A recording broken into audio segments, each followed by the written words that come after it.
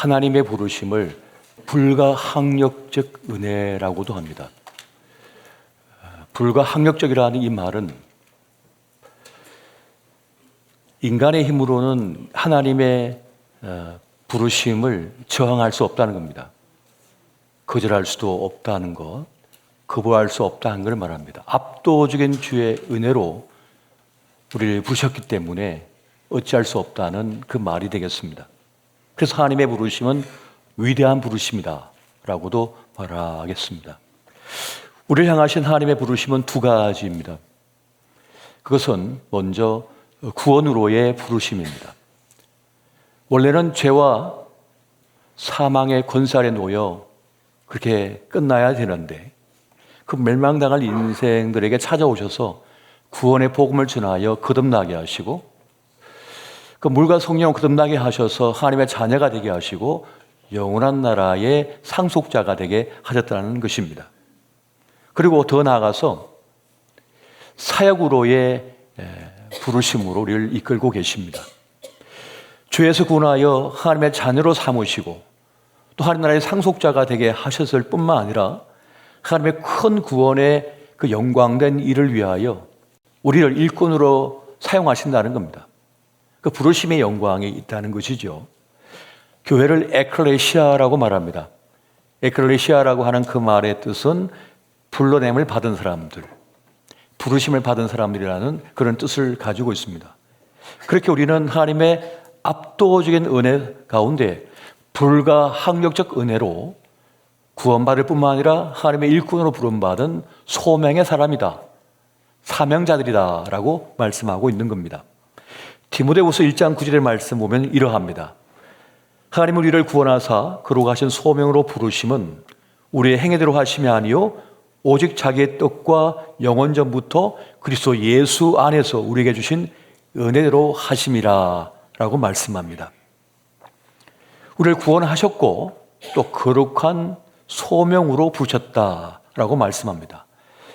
그러니까 거룩한 부르심이라는 것이고 또한 이것은 전적인 하나님의 뜻 가운데 이루어진 일이라는 거예요. 우리의 행위대로 우리가 잘나서 특별해서가 아니라 주님의 특별한 계획 속에 나도 잘 모르겠는데 주님은 우리를 귀하게 여기셔서 불러 쓰신다는 것을 말씀해 주고 있습니다. 여러분, 세상의 선택 또 세상의 부름에는 선명한 기준이 있습니다. 먼저는 본인의 의지가 있어야 돼요. 본인의 의사가 중요합니다. 또 그 일을 충분히 감당할 만한 실력과 능력을 갖추었는가를 증명해야 됩니다. 그것이 필요한 거예요. 또 사람들의 지지와 동의가 있어야 됩니다. 그런데 하나님의 부르심은 특별합니다. 인간의 생각이나 인간의 상식을 뛰어넘는 부르심입니다. 본인의 의사를 안 묻습니다. 그리고 실력을 본인도 모르고 아무도 모릅니다. 감당할 능력이 있는지 모르겠어요. 사람들이 의심하고 반대까지 합니다. 그러니까 하나님은 사람들에게 세상에 동의를 구하지 않습니다. 그저 주의 뜻대로 행할 뿐입니다. 일방적입니다. 불가항력적입니다. 전적인 하나님의 선택입니다. 하나님은 그렇게 자신의 뜻대로 기어이 그 일을 성취하고 마십니다.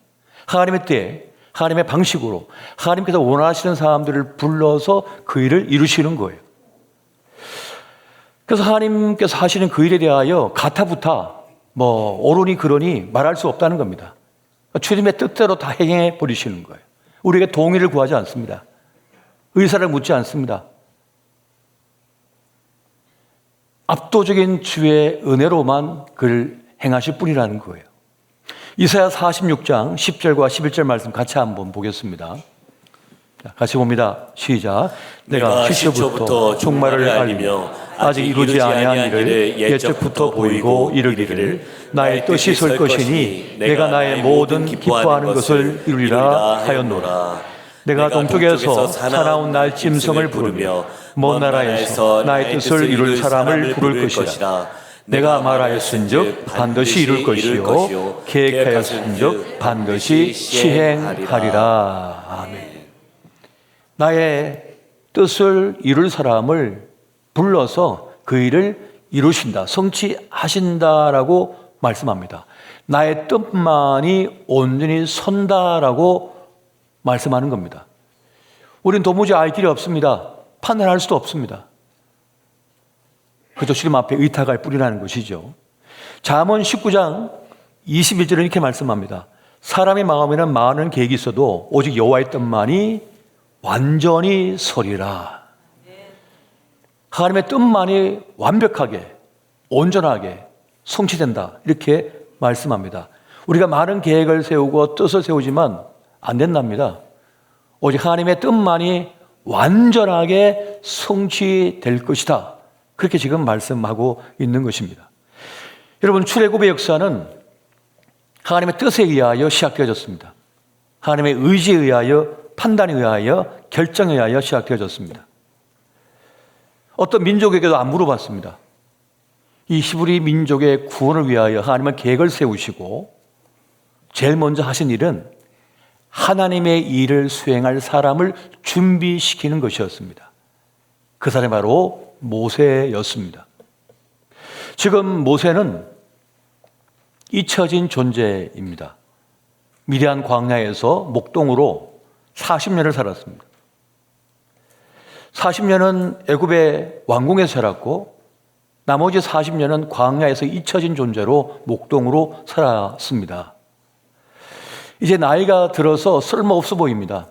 힘도 없어 보입니다. 그동안에 경험했던 그 애굽 왕궁에서의 지식과 어떤 경험 같은 것은 40년의 세월 동안 다 잊혀진 것 같습니다. 하지만 하나님께서는 이제야 모세가 준비되었다라고 말씀합니다. 이제서야 모세가 진짜 하나님께서 행하시는 일을 할 수 있는 능력을 갖췄다, 이렇게 말씀하는 겁니다. 여러분, 사람이 보는 것과 하나님께서 보시는 것이 다릅니다. 사람은 외모를 본다고 그랬어요. 하나님은 사람의 중심, 전 존재를 본다고 그랬어요. 그러니까 다른 겁니다. 사람은 외모를 본다는 말이 맞습니다. 지금도 사람들에게 자신을 잘 보이기 위하여 우리 얼마나 노력을 기울이는지 몰라요. 여러분, 옷도 전략입니다. 패션도 전략입니다. 넥타이도 전략이고요. 헤어스타일도 전략입니다. 자동차도 전략입니다. 자신이 어떤 신분의 사람이고 무엇인가 표현하고 하는 메시지예요. 그게 다 담겨 있어요. 왜냐? 사람은 겉을 보니까, 외모를 보니까요. 그래서 모든 사람은 외모에 관심을 가지고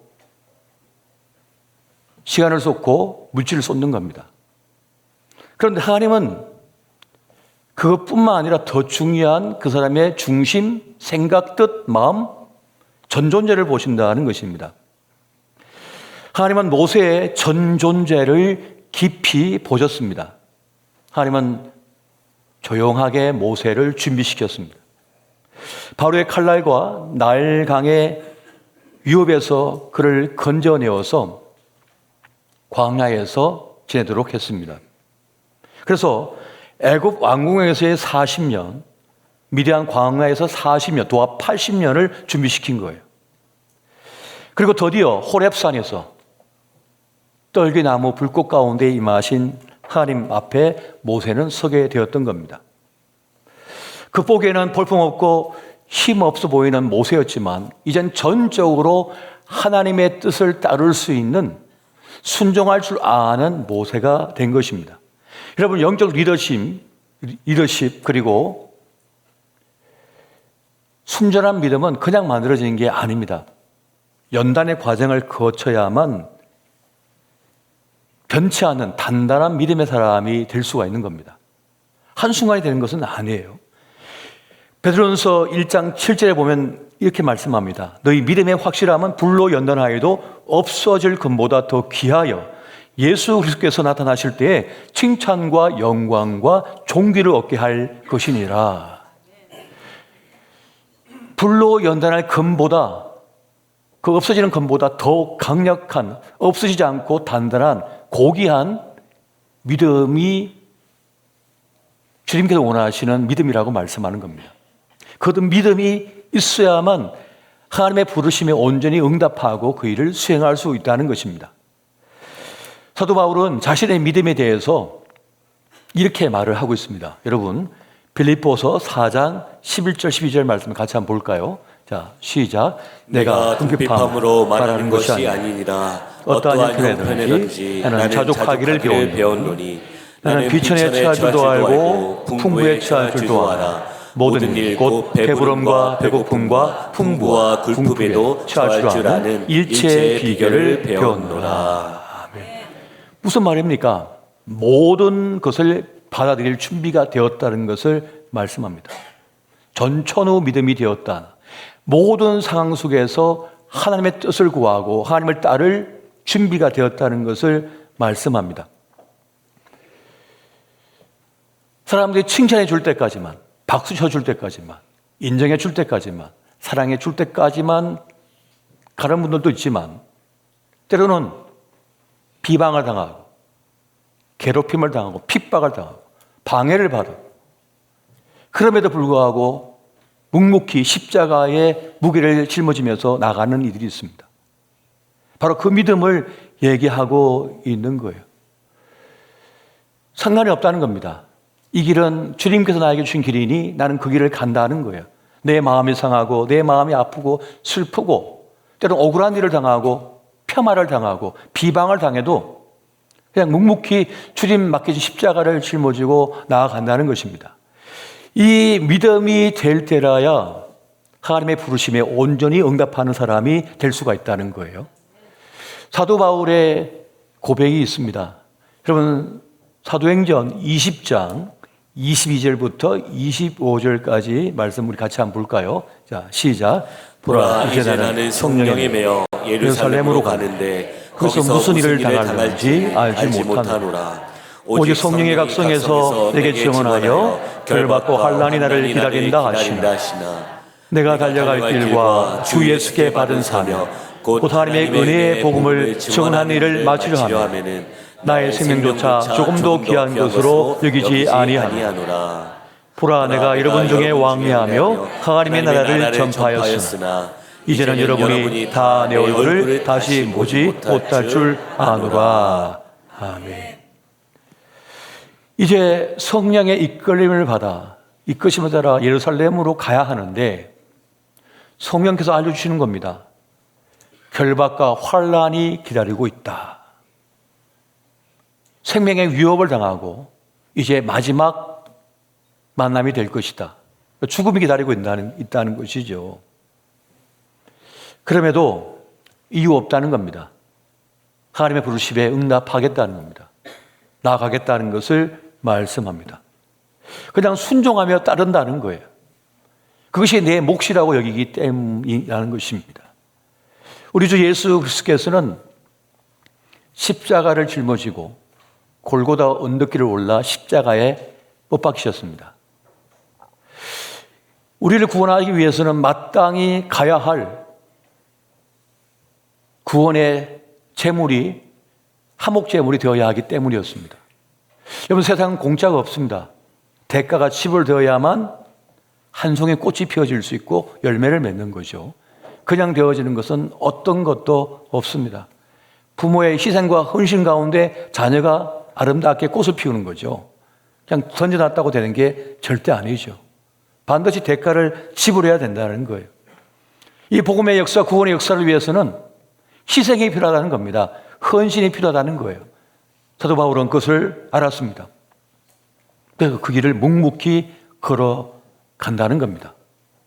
80세의 모세, 그는 이제 준비되어졌습니다. 겸손히 하나님의 뜻을 받들 준비가 된 거예요. 네가 선 땅은 거룩한 곳이니 네 발에서 신을 벗으라라고, 네 신을 벗으라고 하나님께서 말씀합니다. 신을 벗는다는 것은 무슨 말입니까? 나를 이제 부인한다는 겁니다. 다 내려놓는다는 거예요.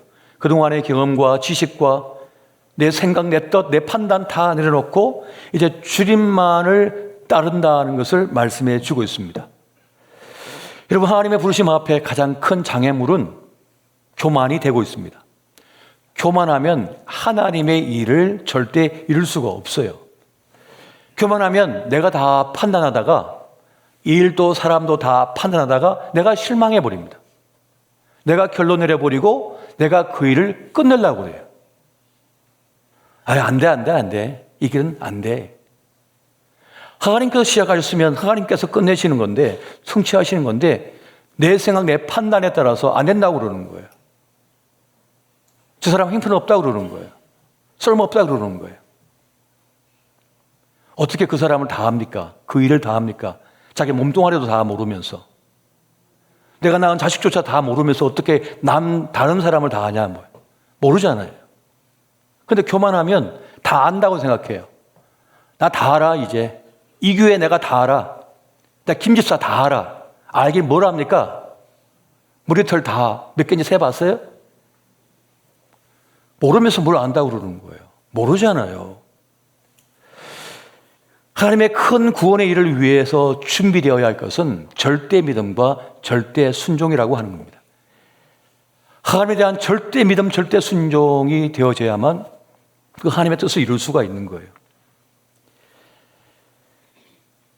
가장 무서운 죄가 바로 교만이 되고 있습니다. 교만은 패망의 선봉이라고 말을 합니다. 잠언 16장 18절에 교만은 패망의 선봉이요 거만한 마음은 넘어짐의 앞잡이니라 라고 말씀해 주고 있습니다. 아담과 하와가 에덴 동산에서 쫓겨난 이유가 뭡니까? 사망을 가지게 된 이유가 뭡니까? 교만 때문이었습니다. 뱀이 와서 말하는 거죠. 속삭이는 거죠. 선악과 열매를 따먹으면 하나님처럼 된다. 하나님과 같아진다. 그래서 하나님께 도전했습니다. 결국 죄와 사망의 길로 들어서고 말았습니다. 20세기 최고의 기독교 사회윤리학자로 불리는 라인홀러 리버가 있습니다. 그는 인간에 저질 수 있는 모든 죄의 원인으로 교만을 꼽습니다. 그는 사람에겐 네 가지 교만이 있다고 말을 합니다. 권력적 교만과 지적 교만과 도덕적 교만과 영적 교만이라고 하는 것이에요. 권력적 교만은 무엇인가 하면 자신을 자신보다 더 실제보다 크게 생각하는 거예요. 자기가 큰 힘을 가지고 있다고 착각을 하는 거예요. 그래서 내가 가는데 감히 빨간불로 신호가 바뀌어? 내가 가는데 감히 내 앞에 끼어들어?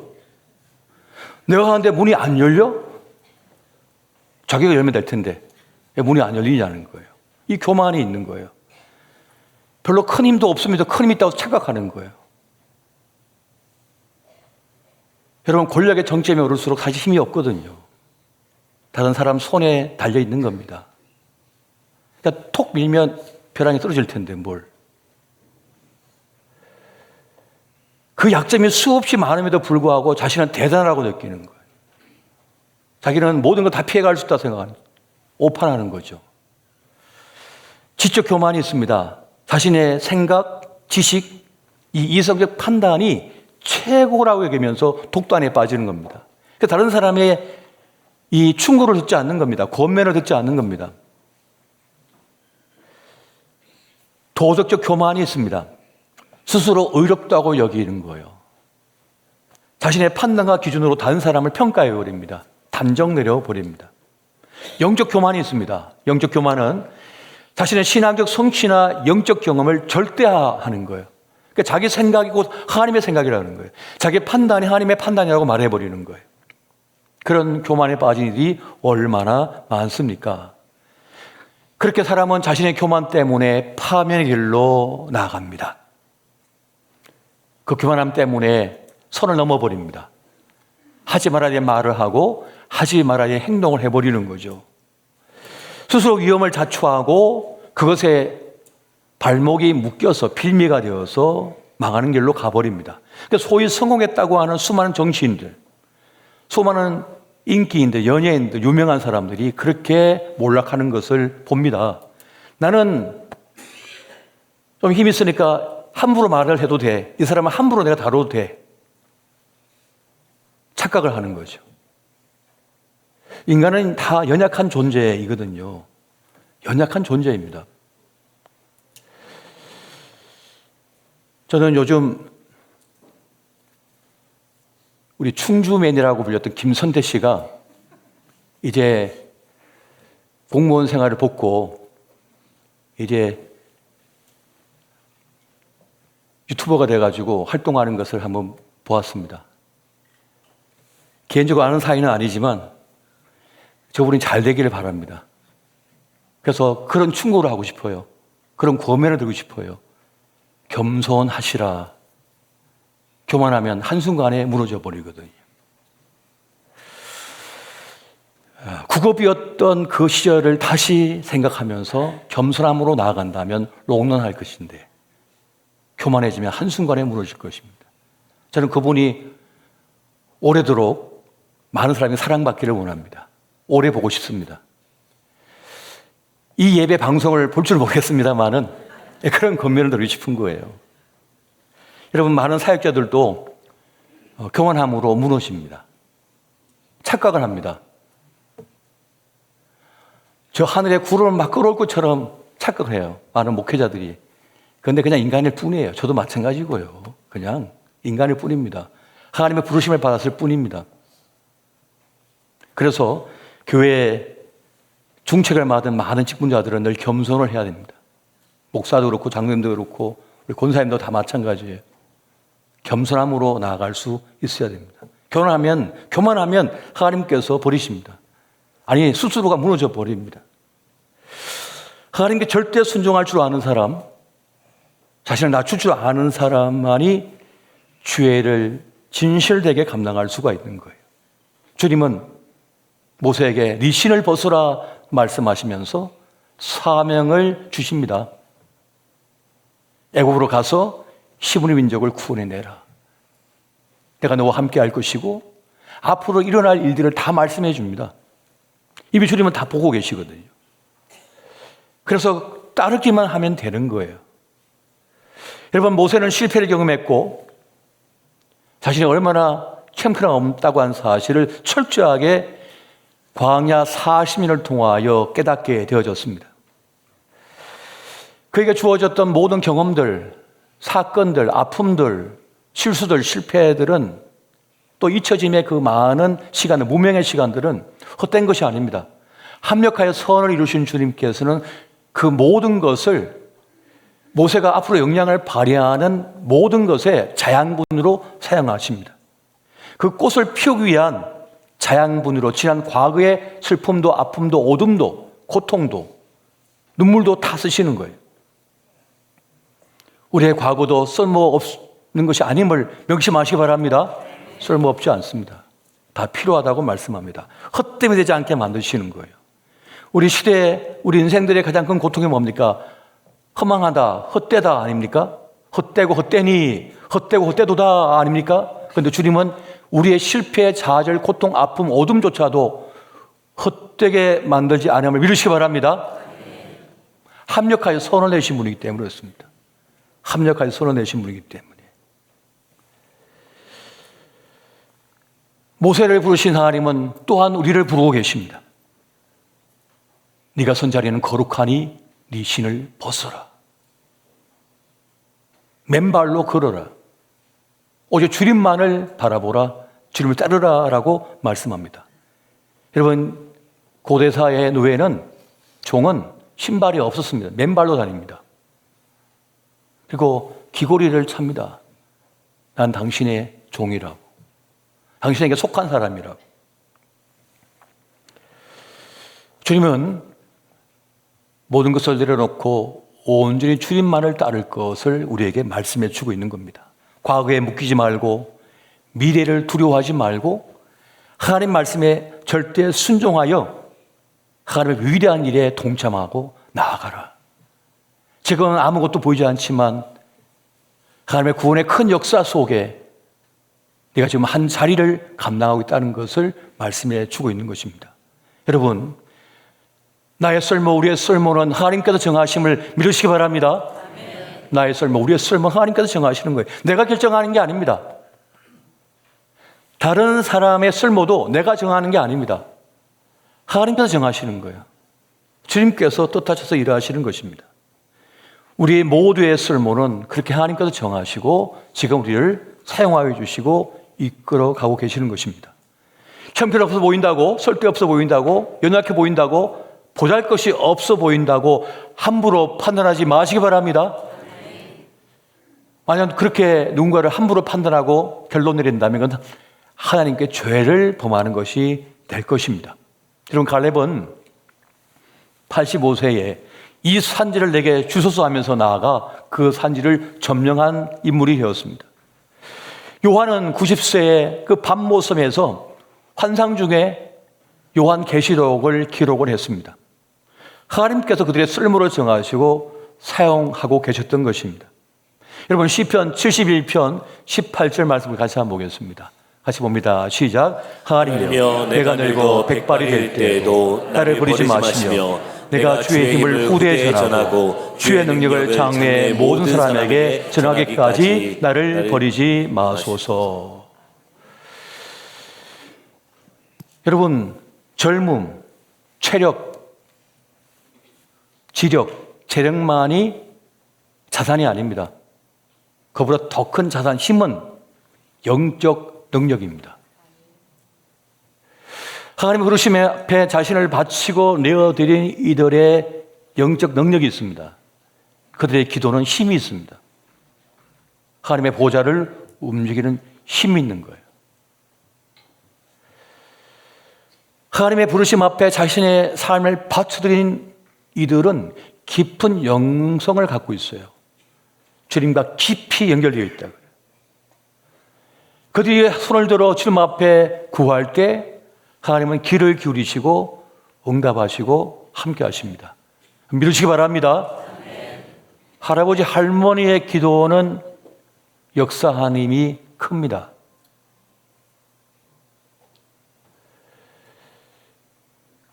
하나님을 전적으로 믿고 신뢰하고 자신을 바쳐드린 이들의 삶을 주님은 귀하게 보십니다. 그들의 헌신과 수고 충성을 보시고 그 자녀들의 인생의 등불을 끄트리지 않으시는 하나님. 하나님은 다윗을 기억하여 그 후손들을 지켜주시고 보호해 주셨습니다. 여러분, 우리가 가진 지식, 지혜, 능력, 경험으로 모든 걸 감당할 수 없습니다. 하나님의 돕는 손길이 있어야 되는 것입니다. 히브리 민족은 스스로 자신을 구원할 수 없었습니다. 능력이 되지 않았습니다. 능력치가 되지 않습니다. 전적 하나님의 개입하심, 하나님의 돌보심, 구원하심이 있어야만 했던 것이에요. 그래서 하나님은 모세를 준비시키셨고 그 일을 행하셨던 것입니다. 하나님의 큰 구원의 일을 위하여 우리를 준비시키시고 사용하고 계심을 믿으시기 바랍니다. 여러분의 쓸모를 함부로 쉽게 결론 내리지 마십시오. 하나님께서 시작하시면 하나님께서 끝내시는 겁니다. 주님께 달려있는 것입니다. 저는 군인이 참 좋았습니다. 10대. 군인이 되고 싶었어요. 또 목사님이 되고 싶었어요. 이 두 개가 다 갖고 되고 싶었는데 할 수가 없는데 딱 보니까 군종 장교를 하면 성직자이면서도 군인을 할 수 있는 거예요. 그래서 그 꿈을 이뤘습니다. 그래서 저는 평생을 군에 있고 싶었어요. 나라를 위해서 기도하고 나라를 위해서 싸우고 그런 삶을 살고 싶었어요. 그런데 중정 진급 들어가야 되는데 1개월이 나이가 오버가 되는 바람에 심사에 들어갈 수 없었던 거예요. 모든 사람이 최 목사는 끝까지 갈 수 있을 거라고 다들 축복해 주고 그랬는데 그 1개월 때문에 제가 심사에 못 들어가게 된 거예요. 그래서 너무나 아쉬웠거든요. 그런데 하나님께서 그렇게 저를 끝내시고 새로운 길로 이끌어 주셨어요. 주님께서 새로운 길로 이끄셨는데 이 청주 주님의 교회예요. 하나님께서 이전의 영광도 있었습니다만 지금의 영광은 더 크다라고 하는 것을 깨닫게 해주고 계십니다. 하나님께서 시작하시고 하나님께서 끝내시고 또 새롭게 시작하게 하심을 믿으시기 바랍니다. 저희 집에 가면 장롱에 군복이 있습니다. 전투복이 있고요. 공군 가죽 잠바가 있고요. 조정복도 있습니다. 아내가 어느 날 이거 너무 오래 갖고 있다고 버리겠다는 거예요. 그래서 절대 안 된다고 했어요. 전쟁 나면 입고 나가 싸워야 되는데 어딜 버리냐고. 그래서 전투화도 있어요, 집에. 세트가 다 모자까지 다 있습니다. 어떤 일이 발생할지 모르는데 군복 입고 나가서 싸워야지. 나라를 지켜야지. 여러분, 저는 말로 떠드는 사람 별로 안 좋아하거든요. 자기 이익을 위하여 말 장난치는 거 안 좋아합니다. 그냥 그 사람이 가 있는 자리를 보면 그 사람이 누군지 아는 거예요. 하나님께서 부르셔서 사용하시고 또 새로운 길을 여시고 이끄시는다. 지금 우리 있음, 우리의 함께함, 이것은 하나님의 뜻 가운데 있는 것인 줄 믿으시기 바랍니다. 세상은요, 하나만 틀려도 같이 못 있습니다. 성격만 차이나고 스타일만 달라고 같이 못 있습니다. 그런데 우리는 9가지가 다 다른데 오직 하나님 믿는 그 하나 때문에 함께하고 있잖아요. 우리를 불러 모으신 이유는 하나님의 위대한 일을 이루기 위하여, 성취하기 위하여 부르신 것입니다. 우리는 우리 자신을 너무 작게 여깁니다. 형편없다고 여깁니다. 그렇지 않습니다. 여러분, 형편없지 않습니다. 하나님의 나라의 가장 귀한 자리에 한 몫을 지금 차지하고 있는 거예요. 우리의 존재가 어둠 속에 처한 누군가에게 희망이 되었으면 좋겠습니다. 또 우리의 삶이 하나님의 살아계심을 보여주는 징표가 되었으면 참 좋겠습니다.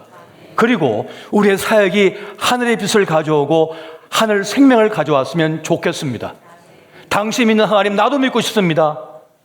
나도 당신과 함께하고 싶습니다라고 하는 그 고백을 하며 함께하는 일이 있습니다. 그렇게 하나님께서 우리를 모아서 하나님의 위대한 뜻을 이루고 있음을 믿고 하나님의 부르심 앞에 절대 순종하고 절대 믿음으로 나가는 저와 여러분 되시기를 예수 이름으로 축원드립니다.